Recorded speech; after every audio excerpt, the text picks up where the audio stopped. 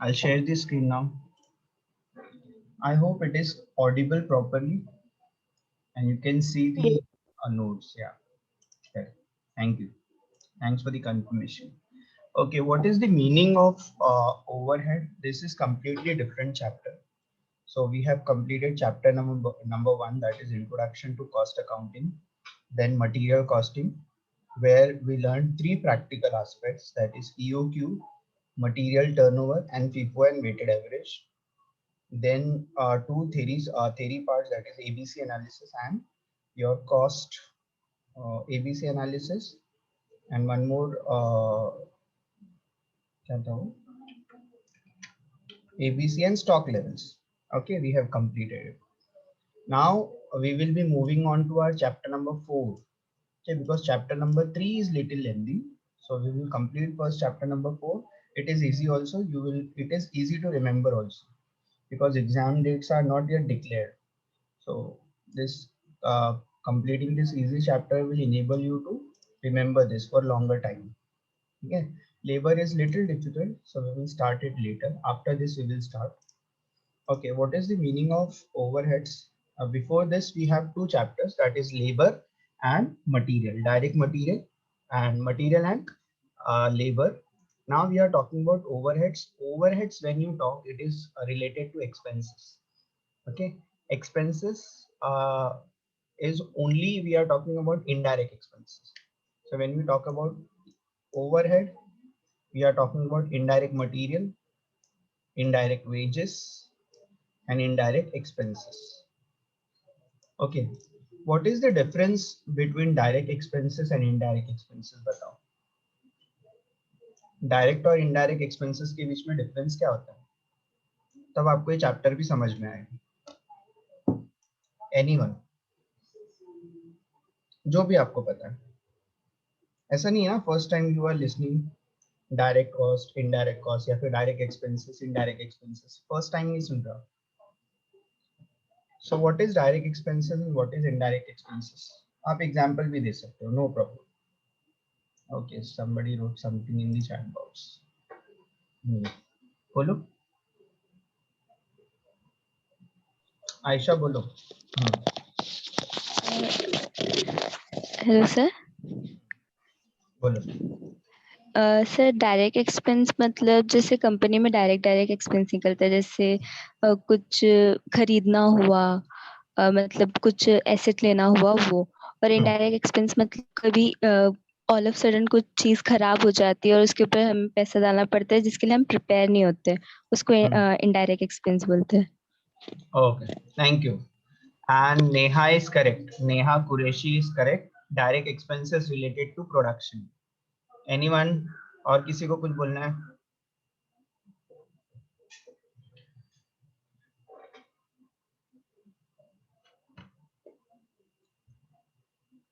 और कोई है जो ट्राई करना चाहता है? Because we need to understand this chapter, और जब तक कि आप डिफरेंस नहीं समझेंगे कि दोनों के बीच में डिफरेंस क्या है, what is the problem with indirect expenses, तो पता होना चाहिए ना इनडायरेक्ट एक्सपेंसेस क्या है. Then you can understand the difference between this chapter, why we are learning this. Anyways formula वगैरह तो आपको समझ में आ जाएगा. क्वेश्चन इज इजी, इतना कोई डिफिकल्ट नहीं है. You will be able to do it. There is absolutely no issue. But you need to understand why we are learning this chapter. Okay, direct cost, indirect expenses are not directly related to production. Absolutely right. It is indirectly related to your production. Okay, so if you have made a product costing rupees 100 and you are very much sure that 10 rupees you have paid for labor, 10 rupees for material, 20 rupees for material, then expenses amounted to rupees 10.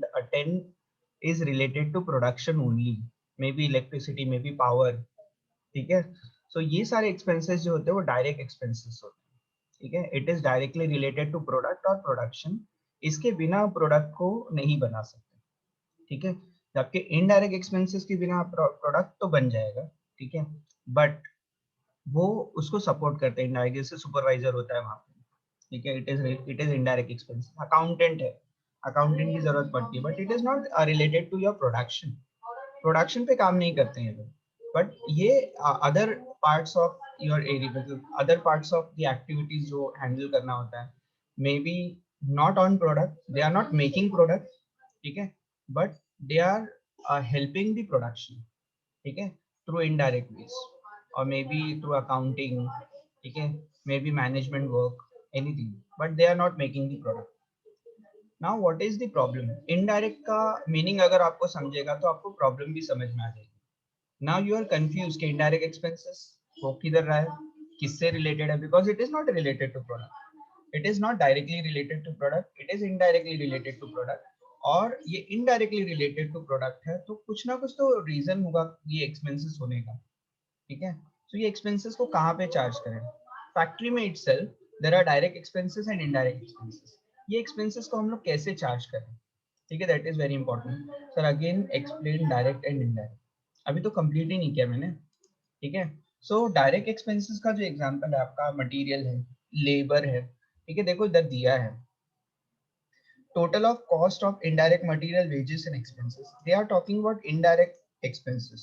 When we talk about overheads, although overheads जो है वो expenses की जगह पे use होता है, overheads and expenses one in the same, but overheads technically indicates indirect cost of material, labor and expenses.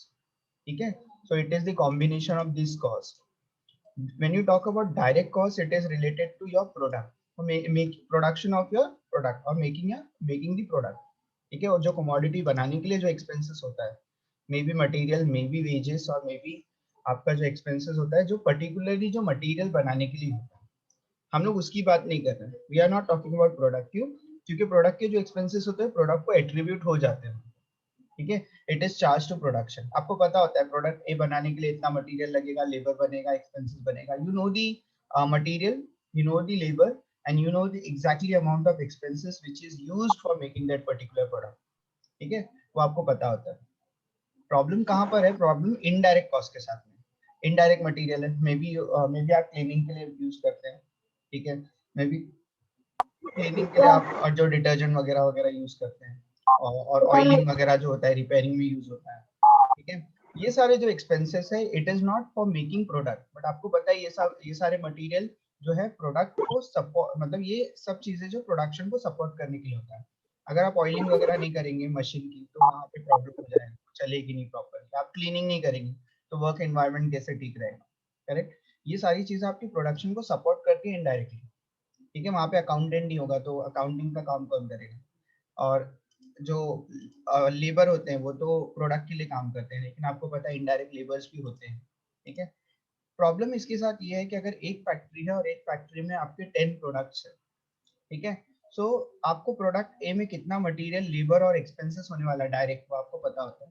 Product B में कितना हो रहा है, प्रोडक्ट सी में कितना हो रहा है, ऐसे आपको सारे पता होते हैं कि हर प्रोडक्ट के ऊपर कितने एक्सपेंसेस होने वाले हैं आपको, ठीक है. ये डायरेक्ट एक्सपेंसेस की बात कर रहा हूँ. इनडायरेक्ट एक्सपेंसेस ऐसे नहीं होते हैं. अभी आपके एक ही फैक्ट्री में अगर 10 प्रोडक्ट बन रहे हैं तो वहाँ पे जो सुपरवाइजर है, ठीक है, वो तो सबको इक्वली देख रहा है, मतलब या तो सबको ऑन एन एवरेज कैसे वो उसका सुपरवाइज कर रहा है वो डिपेंड करता है, ठीक है. या फिर वहाँ का रेंट, पूरी फैक्ट्री का रेंट तो एक ही है ना, और आपके पास 10 प्रोडक्ट है, किस प्रोडक्ट के ऊपर वो रेंट चार्ज होना चाहिए, ठीक है. ये सारी चीजें आपको भी यहाँ पर आएगी, क्योंकि रेंट जो है वो indirect cost.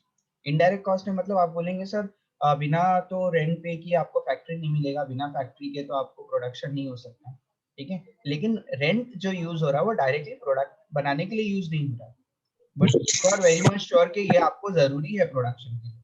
You need the place, ठीक है. लेकिन ये जो प्लेस है वो एक प्रोडक्ट के लिए पर्टिकुलरली यूज नहीं हो रहा है, ये सारे प्रोडक्ट बनाने के लिए आपको एक ही जगह आपको प्रोवाइड की गई, ठीक है.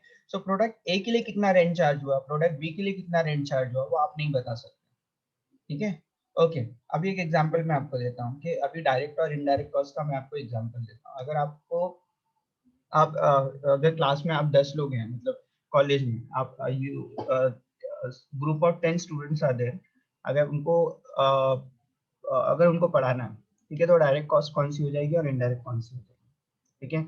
आपको नोट्स प्रोवाइड किया है तो आपको पता है कि हर स्टूडेंट को एक एक नोट्स देना पड़ेगा, तो यू कैन चार्ज, वो एक चीज जो है वो आप चार्ज कर सकते हैं कि एक स्टूडेंट का कितना हो जाता है, ठीक है. That is direct cost.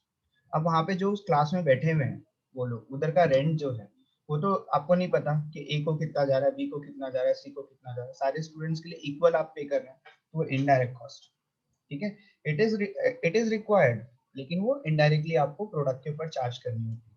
तो कितना चार्ज करना है, कैसे चार्ज करना है, वही आप यहाँ पे सीखेंगे कि किस प्रोडक्ट से रिलेटेड कितना आएगा, कौन से बेसिस पे हम लोग क्या करेंगे, ये सारा एलोकेशन करेंगे, ठीक है।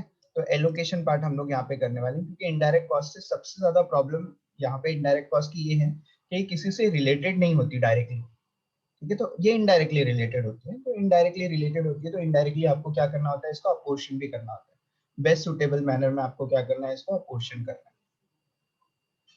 सो overheads, indirect material, indirect wages और indirect expenses. Okay, when you talk about allocation and apportionment, ठीक है, it deals with whole items. ये दोनों बहुत ही simultaneously एक तरह से यूज होते हैं कि apportionment और allocation कैसे करना है, ठीक है। ये पूरे आइटम्स के साथ में रिलेट होता है। It deals with only a proportion of items of cost. जब आपको अपोर्शन करना है तो आपको पर्टिकुलर जो एक पोर्शन है वो आपको अपोर्शन करना होता है, ठीक है। एलोकेशन मतलब आप ए को बी को एलोकेट कर देते हैं, लेकिन एक पर्टिकुलर एक्सपेंसेस जो है उसको क्या करना पड़ता है, आपको सेग्रीगेट करना पड़ता है। तो एक पर्टिकुलर पोर्शन जो होता है आइटम का, वो उसके लिए क्या यूज करते हैं आप, अपोर्शन में। कॉस्ट आर डायरेक्टली एलोकेटेड, आपको पता होता है कि ये इसके लिए रिलेटेड है, ये ए से रिलेटेड है, बी से रिलेटेड है, सी से रिलेटेड है। बट यहाँ पर ऐसा नहीं होता कॉस्ट अपोर्शन। अपोर्शन मतलब आप जैसे रेशियो निकालते थे, ठीक है। तो ए को कितना जाएगा, बी को कितना जाएगा, सी को कितना जाएगा, तो आपको यहाँ पे क्या करना पड़ता है, it requires a suitable basis for apportionment. आपको कुछ बेसिस चाहिए, 2:1:1, आपको कुछ तो बेसिस चाहिए यहाँ पे, ठीक है। आपको रेशियोज चाहिए यहाँ पे अपोर्शन करने के लिए। तो एक रेंट है, रेंट को कैसे अपोर्शन करेंगे, on the basis of area, ठीक है। तो आपको एक पर्टिकुलर बेसिस चाहिए होता है अपोर्शन करने के लिए। Overheads cannot be allocated to products since they are not identifiable easily, ठीक है। ये आप इजीली आइडेंटिफाई नहीं कर सकते ओवरहेड्स को। Overheads can be apportion to department on suitable basis, मतलब एक रेंट है तो आपको पता है कि एक सुटेबल बेसिस पे आप क्या कर सकते हैं, इसको आप अपोर्शन कर सकते हैं, ठीक है। और ओवरहेड जो होते हैं यहाँ पर एलोकेट करने के लिए, मतलब एकदम can not be allocated to product since they are not identifiable. हम लोग जिसकी भी बात करें एक्सपेंसेस की, दे आर नॉट आइडेंटिफाइबल, हम लोग डायरेक्ट कॉस्ट की तो वैसे ही बात नहीं कर रहे हैं, ठीक है। अपोर्शन करने के टाइम पे आपको पता होता है कि हाँ इतना ये रेशियो में हम लोग क्या कर सकते हैं, इसको हम लोग चार्ज कर सकते हैं। It refers to distribution of overheads on a departmental basis. It is a method of distribution of cost of one department to the other department, ठीक है। यहाँ पर एक डिपार्टमेंट में क्या कॉस्ट है वो आपका एलोकेट कर दिया आपको कॉस्ट में। यहाँ पे आपको क्या करना पड़ता है, पूरे डिपार्टमेंट का तो आपके पास एक ही रेंट है, ठीक है। आप उसको क्या करेंगे, हर डिपार्टमेंट में क्या करेंगे, उसको चार्ज करेंगे ऑन सुटेबल बेसिस। तो इसको अपोर्शनमेंट बोलते हैं। और ये एलोकेट, एलोकेट करने का मतलब होता है ये आपका ए, ये बी और ये सी, आपने क्या कर दिया, उनको उनके एक्सपेंसेस को क्या कर दिया, एलोकेट कर दिया। एक पर्टिकुलर चीज होती है। अपोर्शन में आपको क्या करना पड़ता है, on the basis of situation आपको क्या करना है, उसको डिवाइड करना पड़ेगा। रेंट है तो एरिया के हिसाब से डिवाइड होगा। ये सब हम लोग वापस से सीखेंगे अपोर्शनमेंट कैसे करना है, ठीक है। देखो इस तरह से आपको ये टेबल बनाना होता है। ये टेबल है जहाँ पे आपको दिख रहा है, यहाँ पे डायरेक्ट मटेरियल है, डायरेक्ट लेबर है, डायरेक्ट एक्सपेंसेस है। सर आपने तो बोला था हम लोग indirect expenses, indirect material, indirect labour करेंगे, बराबर ना। सर ने यही बोला था और सर ने करेक्ट बोला था। इसीलिए देख सकते हो यहाँ पर कि प्रोडक्शन डिपार्टमेंट में कुछ भी चार्ज नहीं हुआ। तो डायरेक्ट कॉस्ट जो है कभी भी प्रोडक्शन डिपार्टमेंट में यहाँ पे चार्ज नहीं होगी डायरेक्ट कॉस्ट, ठीक है। क्यों, क्योंकि ऑलरेडी हम लोगों ने प्रोडक्ट को क्या किया होता है, डायरेक्ट कॉस्ट चार्ज किया होता है। इसी वजह से हम लोग यहाँ पे वापस से इसको चार्ज नहीं करते हैं। तो डायरेक्ट कॉस्ट कभी भी अगर आपके क्वेश्चन में आई, डायरेक्ट मटेरियल, डायरेक्ट लेबर और डायरेक्ट एक्सपेंसेस, ये याद रखना है आपको, प्रोडक्शन में नहीं लिखना है इसको, ठीक है। प्रोडक्शन में इसको नहीं लिखना है, इसको ब्लैंक छोड़ देते हैं हम लोग। डायरेक्ट मटेरियल को, डायरेक्ट लेबर को और डायरेक्ट एक्सपेंसेस को हम लोग सिर्फ यहाँ पे क्या करने वाले हैं, इनडायरेक्ट एक्सपेंसेस को अपोर्शन करेंगे।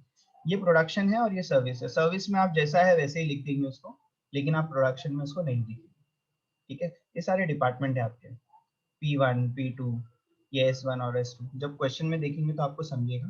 फिलहाल के इतना याद रखो, डायरेक्ट जो कॉस्ट होती है, डायरेक्ट मटेरियल, डायरेक्ट लेबर और डायरेक्ट एक्सपेंसेस, वो प्रोडक्शन डिपार्टमेंट में नहीं लिखे जाते हैं, ठीक है। Now we are talking about indirect जो एक्सपेंसेस होते हैं, जैसे लाइटिंग। तो lighting we are talking about electricity, ठीक है ना। लाइट्स पॉइंट्स कितने हैं, ठीक है। या फिर और कौन से एरिया और कौन से रेशियो से आप कर सकते हैं लाइट को, बताओ। लाइट या फिर इलेक्ट्रिसिटी जो भी है, कैसे आप उसको अपोर्शन कर सकते हैं? बताओ आपके हिसाब से लाइट, नंबर ऑफ लाइट्स मतलब वो स्विच पॉइंट जो होते हैं उसके हिसाब से भी आप डिवाइड कर सकते हैं। और कौन से हिसाब से लाइट डिवाइड होती है ऐसी आपको क्या लगता है? एक पूरे ऑर्गेनाइजेशन में लाइट है, ठीक है, और आप कौन सी बेसिस पे और इसको डिवाइड कर सकते हैं लाइटिंग को? ओके, चैट बॉक्स में है। Number of unit, voltage, area, very good, Neha ने बोला एरिया, वो भी सही है, वोल्टेज भी सही है। ठीक है, तो आप करंट जो है आपका लाइट जो है उसको नंबर ऑफ लाइट पॉइंट्स, ठीक है, वोल्टेज या जो भी है आप इस तरह से उसको क्या कर सकते हैं, डिवाइड कर सकते हैं। एरिया के हिसाब से भी डिवाइड हो सकता है, ठीक है, जितना ज्यादा एरिया होता है उतना ज्यादा लाइटिंग लगता है। ठीक है, तो लाइटिंग बेसिकली अगर लाइट्स पॉइंट है आपके पास तो ठीक है, अदरवाइज आपको क्या करना पड़ेगा, इसको एरिया के हिसाब से डिवाइड करना पड़ेगा। ओके, डेप्रिसिएशन किसका है? डेप्रिसिएशन अगर ऑब्वियसली डेप्रिसिएशन आपका असेट का होता है, तो जिस किसी भी असेट का है वो असेट की वॉल्यूम हर डिपार्टमेंट में कितनी है उस हिसाब से आप क्या करेंगे, डेप्रिसिएशन को हर डिपार्टमेंट में चार्ज कर सकते हैं। इंश्योरेंस किसका होता है? सर इंश्योरेंस तो स्टॉक का भी होता है, इंश्योरेंस तो बिल्डिंग का भी होता है, ठीक है, इंश्योरेंस तो पर्टिकुलर असेट का भी हो सकता है। ठीक है, तो जिसका भी है बेटा उसके हिसाब से वो क्या हो जाएगा, डिवाइड हो जाएगा। आपके क्वेश्चन में दिया रहेगा इंडिकेशन। ठीक है, रेंट आपको मैंने ऑलरेडी बता दिया, it is on the basis of area. ठीक है, स्टोर्स, स्टोर्स का मतलब क्या होता है बताओ? स्टोर्स का मतलब क्या होता है? मैंने आपको स्टोर एंड वेयर हाउस का डिफरेंस भी बताया था, और भूल जाओगे एग्जाम में आपको बहुत डिफिकल्टी हो जाएगी। What is the difference between store and ware house?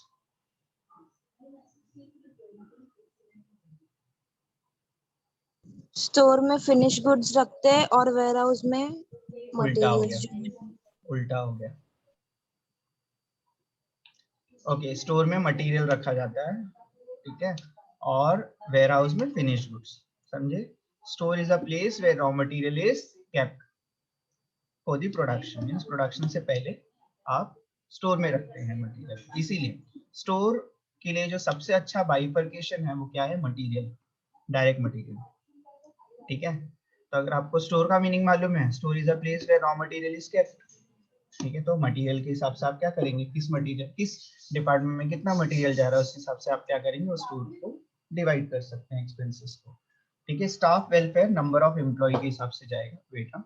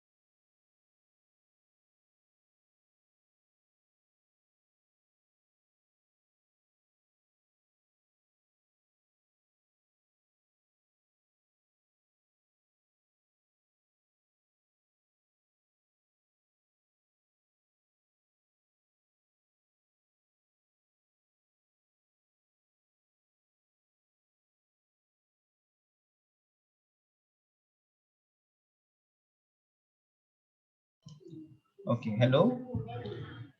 Is it audible? Yes, sir. हाँ, there was an issue. No issue. Okay, thank you. So have you understood this कि अगर आपको ऐसे क्वेश्चंस आएंगे तो आपको क्या करना है, याद रखना है कि इसका बेसिस क्या होगा, किस बेसिस पे आप क्या करेंगे, डिवाइड करेंगे. लास्ट वन था स्टाफ वेलफेयर. स्टाफ का मतलब ही होता है आपका एम्प्लॉय, है ना. स्टाफ वेलफेयर में आपका रिफ्रेशमेंट, कैंटीन फैसिलिटी, ये सब आ सकता है. ठीक है, तो आपको याद रखना है कि स्टाफ वेलफेयर हो या बाकी सारी चीजें हो, नंबर ऑफ एम्प्लॉय है या नंबर ऑफ वर्कर्स है, ठीक है, नंबर ऑफ ये जो लेबर्स है, लेबर के हिसाब से आप क्या कर सकते हैं, डिवाइड कर सकते हैं. ठीक है, यहाँ पे भी वही दिया, रेंट, रेट्स, टैक्सेस. ठीक है, एयर कंडीशनिंग आप एरिया के हिसाब से डिवाइड कर सकते हैं. लाइटिंग एक्सपेंसेस जो है वो आप एरिया के हिसाब से ले सकते हैं, नंबर ऑफ लाइट्स के हिसाब से भी आप ले सकते हैं.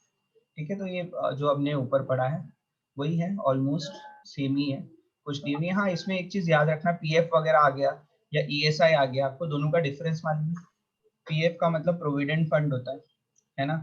ईएसआई एम्प्लॉय स्टेट इंश्योरेंस है.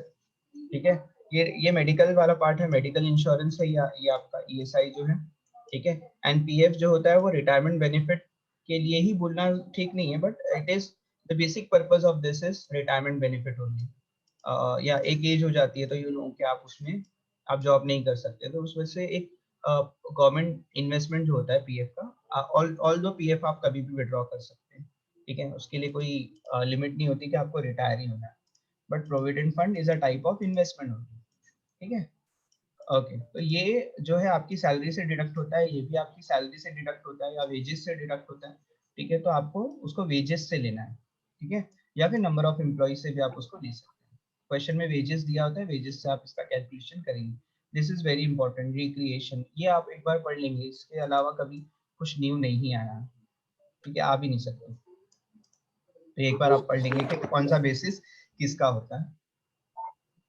Now see this is the question. इस तरह से आपको क्वेश्चन आता है. क्वेश्चन के दो पार्ट होते हैं.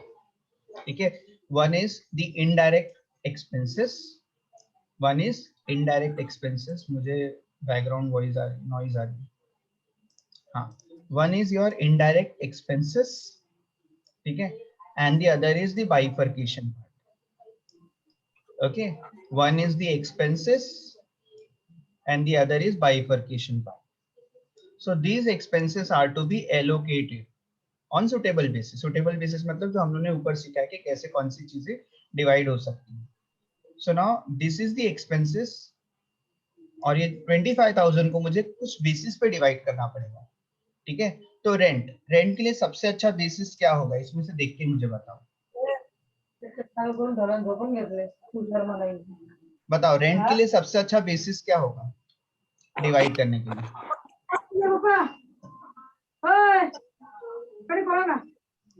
आंसर आया area.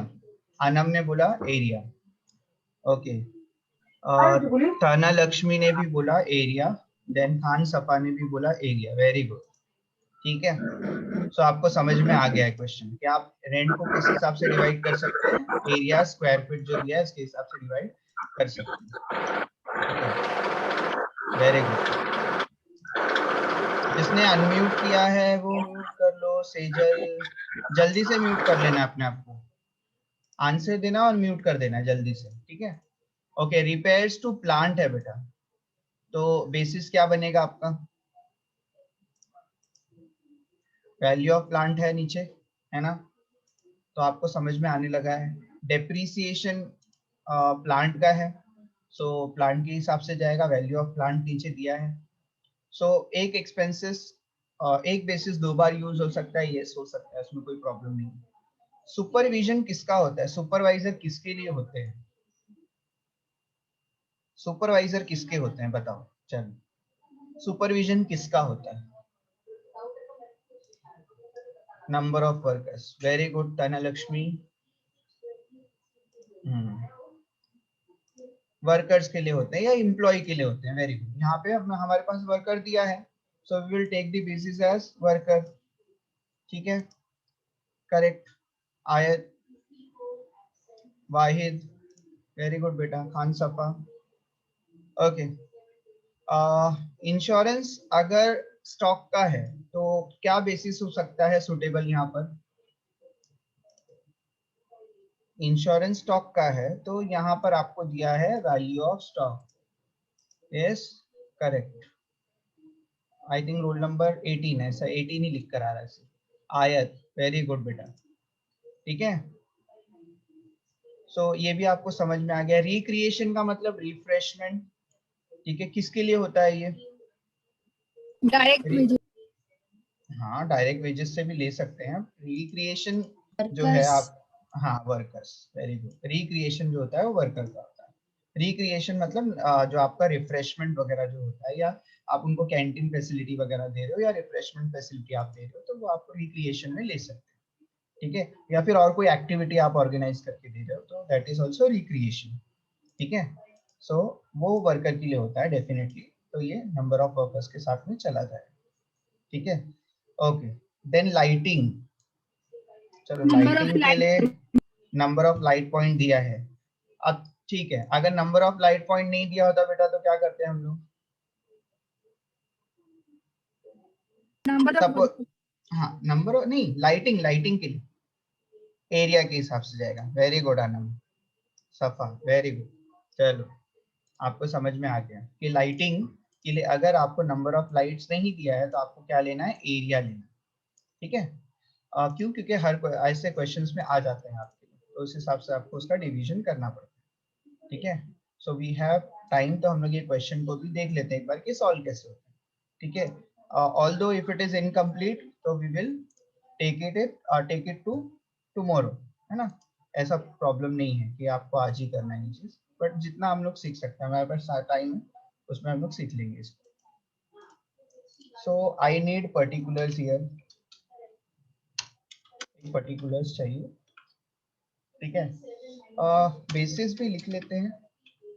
Then we have 5 departments, 4 ये आपका जो ABCD है, एंड देन लास्ट वाला जो है वो सर्विस है. ठीक है, you have to be very careful. ABCD and last is S. These are production. This is service.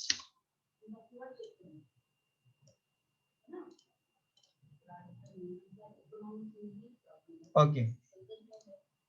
सबसे पहले जब क्वेश्चन आप स्टार्ट करेंगे तो सबसे पहले एक आइटम को आप गौर से देखना कि आपके क्वेश्चन में है या नहीं, क्योंकि वो चीज आपका क्वेश्चन रॉन्ग या राइट कर सकती है. ठीक है, वो है आपका डायरेक्ट, जो आपका मटेरियल होता है, डायरेक्ट लेबर होता है या डायरेक्ट एक्सपेंसेस होते हैं. मुझे बताओ, क्या आपके पास डायरेक्ट मटेरियल है, डायरेक्ट लेबर है और डायरेक्ट एक्सपेंसेस है? ठीक है, बताओ, इनमें से कुछ है आपके पास? सबसे पहले आपको क्वेश्चन में देखना है, चेक करना है कि इनमें से कुछ है या नहीं. फटाफट, आई एम वेटिंग. आपके पास डायरेक्ट मटेरियल, डायरेक्ट लेबर या डायरेक्ट वेजेस, ठीक है, ऐसा कुछ है आपके पास? डायरेक्ट कॉस्ट है क्या आपके पास? चैट बॉक्स में नो, आयत सेज नो. ठीक है, चलो देखो इस एरिया में, देखो डायरेक्ट वेजेस है ना. डायरेक्ट वेजेस है. मिल गया आपको, है ना? है. Very good. चलो, आपको समझ में आ गया. तो सबसे पहले यहाँ पर आपको ले डायरेक्ट वेजेस. ओके, इसका बेसिस हमेशा डायरेक्ट होगा. मुझे बताओ, डायरेक्ट कॉस्ट जो है वो प्रोडक्शन में लेते हैं क्या? डायरेक्ट कॉस्ट जो है हम लोग प्रोडक्शन में लेते हैं क्या? नहीं लेते, है ना. ठीक है, नो, डायरेक्ट कॉस्ट जो है वो कभी भी प्रोडक्शन में नहीं लेना है, याद रहेगा. सिर्फ किस में जाएगा? सर्विस में. कितना जाएगा? जितना सर्विस का है उतना ही जाएगा. सो डायरेक्ट वेजेस जो है, ये थोड़ा सा शिफ्ट हो गया है बेटा. कौन तो भी म्यूट करो अपने आप. मैं म्यूट ऑल करता हूँ. ठीक है, ओके. नाउ सी, क्वेश्चन में थोड़ा सा गड़बड़ यहाँ पे ये हो गया है कि ये A होना चाहिए, B होना चाहिए, C होना चाहिए, D होना चाहिए और ये S होना चाहिए ना. थोड़ा सा शिफ्ट हो गया है क्वेश्चन यहाँ पर. ये 25 के बाद थोड़ा सा शिफ्ट हो गया है यहाँ पर इधर तक, है ना. तो आपको ध्यान देना है, थोड़ा सा इधर हो गया है. सो A is 25, B is 20, इस तरह से आपको याद रखना। ओके, तो अगर मैं डायरेक्ट वेजेस की बात करूं तो सर्विस में कितना है आपका 2000 है ना, तो सर्विस में आप सिर्फ 2000 लिख के छोड़ दो। और जो है आपका प्रोडक्शन का 10,000, 8,000, 5,000, 5,000 ये आपको कहीं पे मेंशन नहीं करना है, ठीक है, प्रोडक्शन में मेंशन नहीं करना है।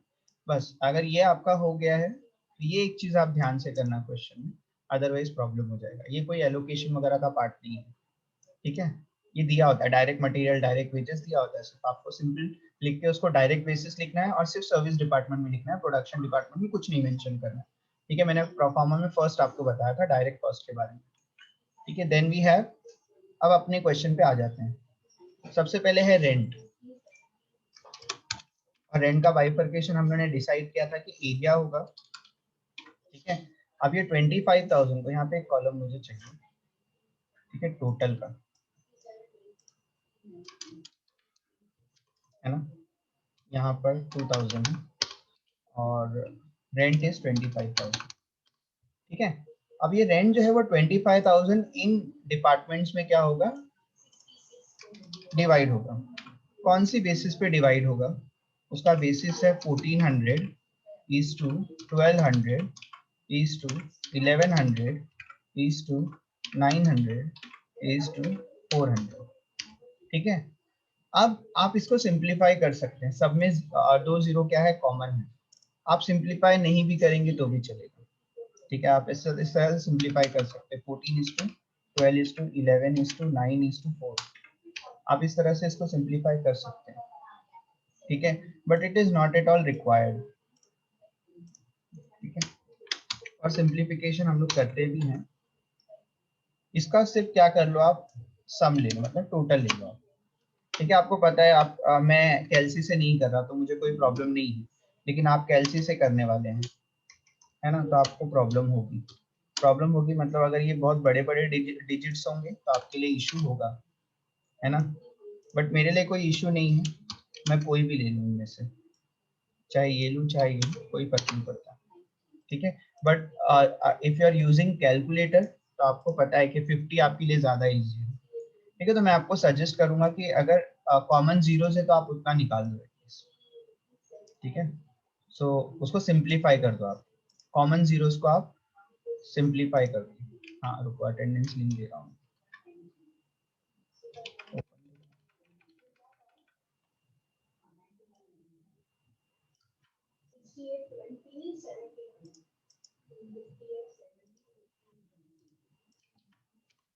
ठीक है, attendance link is there in the chat box.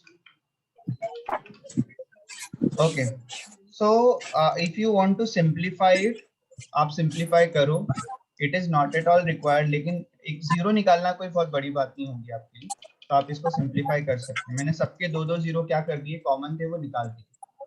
कुछ डाउट है क्या, किसी ने अनम्यूट किया इसलिए बोलो, ठीक है।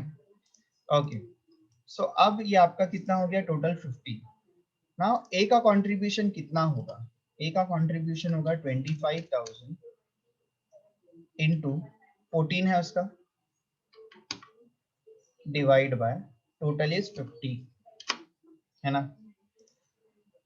ए का कंट्रीब्यूशन कितना है 14, बी का 12, सी का 11, on the basis of area हमने उनका कंट्रीब्यूशन निकाला, ठीक है।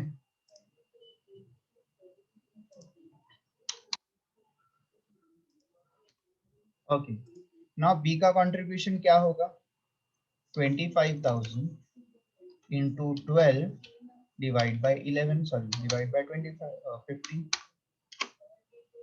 सी का कंट्रीब्यूशन कितना होगा, 25,000 into 11 divide by 50।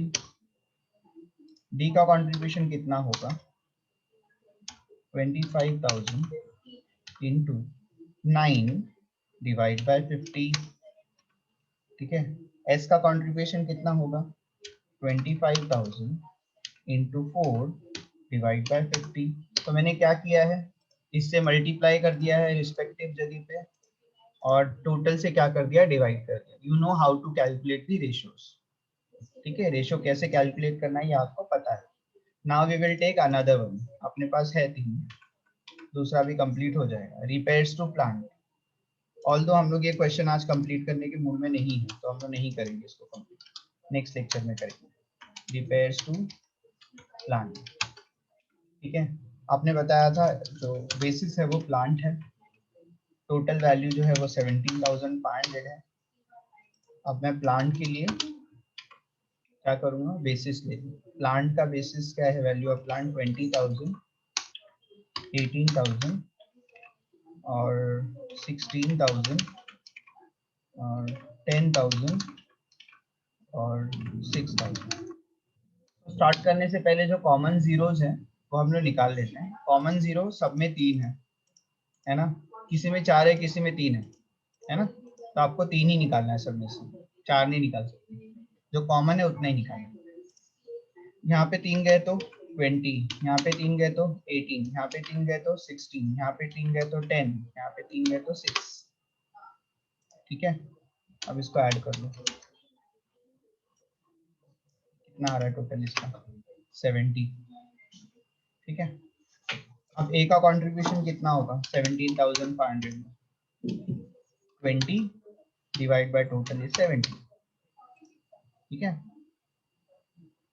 बी का कितना होगा, 17,500 इंटू 18 डिवाइड बाय 70। सी का कितना होगा,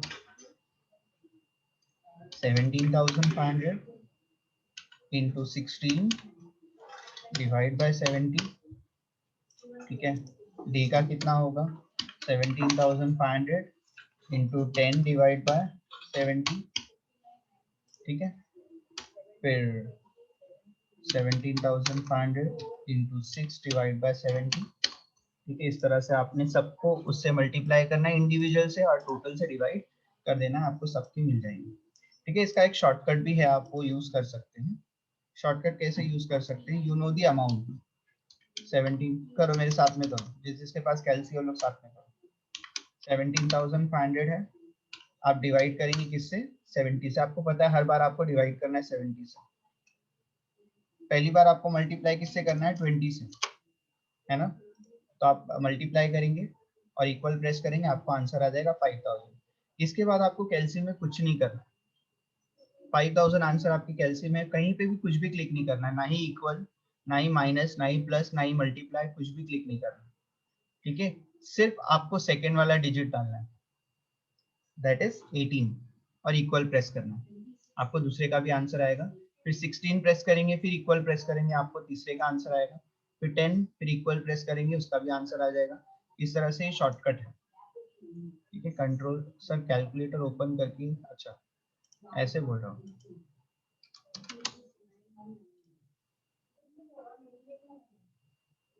बहुत बड़ा सा कैलकुलेटर है कुछ।